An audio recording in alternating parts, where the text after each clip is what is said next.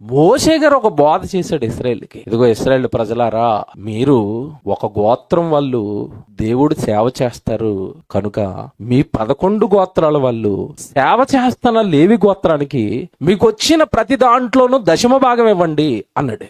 సేవలో ఉండిపోతారు గనక లేవి గోత్రం, మిగతా 11 గోత్రాల వాళ్ళు మీరు పంటలు పండించుకుంటున్నారు, మేకలు మేపుకుంటున్నారు, గొర్రెలు మేపుకుంటున్నారు, అదే కదండి ఆ రోజు వాళ్ళకి పని, ఉద్యోగాలు. మీ పనులు మీరు చేసుకుని మీ ఉద్యోగాలు మీరు చేసుకుంటున్నారు గనక సేవలో ఉండిపోయిన వాళ్లకు మీ దశమ భాగం ఇవ్వాలి, మీ ఆస్తిలో భాగం ఇవ్వాలి, మీ పంటలో ప్రథమ ఫలం ఇవ్వాలి అని చెప్పాడు. అంటే దశమ భాగం ఇవ్వండి అని చెప్పాడు. ఇప్పుడు దశమ భాగం ఎవరెవరికి ఇమ్మన్నారు? 11 గోత్రాల వాళ్ళు లేవి గోత్రానికి ఇవ్వాలి. ఇది మోషే గారి ద్వారా ఇశ్రాయేలుకి వచ్చిన బోధ, చట్టం.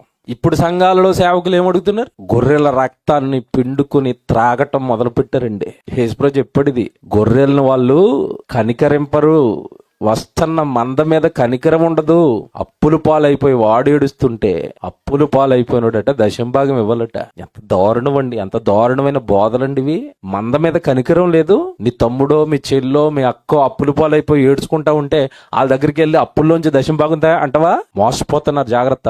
వాళ్ళు ఒకప్పుడు దేవుడిని ఎలాగైతే నమ్మారో, శాస్త్రులు పరిసయ్యులు ఎలాగైతే దేవుడికి ఇచ్చారో దానికంటే అధికముగా దశమ భాగం ఖచ్చితంగా తీసి దేవుడి దగ్గర పెట్టాలి అన్నది కాదు. ఇప్పుడు కొత్త నిబంధనకు వచ్చేసరికి నువ్వు ఇంకా అధికంగా చెయ్యాలి. ఏమివ్వాలి దేవుడికి అంటే, జీతం ఇచ్చో డబ్బులు ఇచ్చో సరిపెడతానంటే కుదరదు. క్రైస్తవుడు ఏం సమర్పించాలి దేవుడికి? దశమ భాగం సమర్పించిన లోకంలో పడి తిరుగుతానంటే కుదరదట. నువ్వే రావాలి ఇప్పుడు, నువ్వే కావాలి ఇప్పుడు, నీ దేహం కావాలి ఇప్పుడు, నీ జీవితం కావాలి ఇప్పుడు. ఈ వంచ దినాలు ఒకప్పుడైతే లేవి గోత్రం మాత్రమే సేవ చేసింది కనుక మిగతా గోత్రాల వాళ్ళు దశమ భాగాలు ఇచ్చారు. ఇప్పుడు అలా కుదరదు. క్రైస్తవుడు అంటే పాస్టర్ గారు సేవ చేయటం, మిగతా వాళ్ళందరూ దశమ భాగాలు ఇవ్వటం కాదు.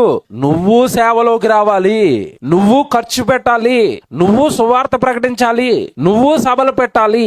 నీ ధనము, నీ జీవితము, నీ కుటుంబము, నీ ఆయుష్కాలం, నీకున్న వస్తువులు, నీకున్న ధనం సమస్తము దేవుడి కొరకు ఏమైపోతూ ఉండాలి? అర్పణ. నువ్వే కావాలి ఇప్పుడు నాకు. ఒకప్పుడు వాళ్ళు చిన్నపిల్లలు ఇశ్రాయేలీయులు అప్పుడప్పుడే దేవుడి దగ్గరికి వచ్చారు గనక చిన్న చిన్నవి ఇవ్వండి, దశమ భాగాలు ఇవ్వండి, సరిపోద్ది అన్నాడు. ఇప్పుడు క్రైస్తవుడు అంటే ఆత్మజ్ఞానానికి వచ్చేసిన వాడు, పరలోకం ఏంటో తెలిసిపోయిన వాడు, చచ్చిపోతే మరణం తర్వాత పరలోకం ఉందని ఎరిగిన వాడు, ఈ లోకంలో ఏమీ లేవని ప్రాక్టికల్ గా కళ్ళ ముందు అన్ని చక్కగా నేర్పించేశాడు దేవుడు.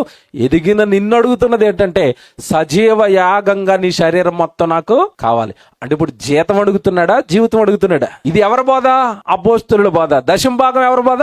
మోషే గారి బోధ.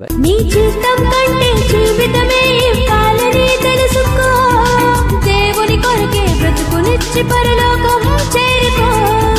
సమస్తాన్ని సువార్తకై మీరిచ్చా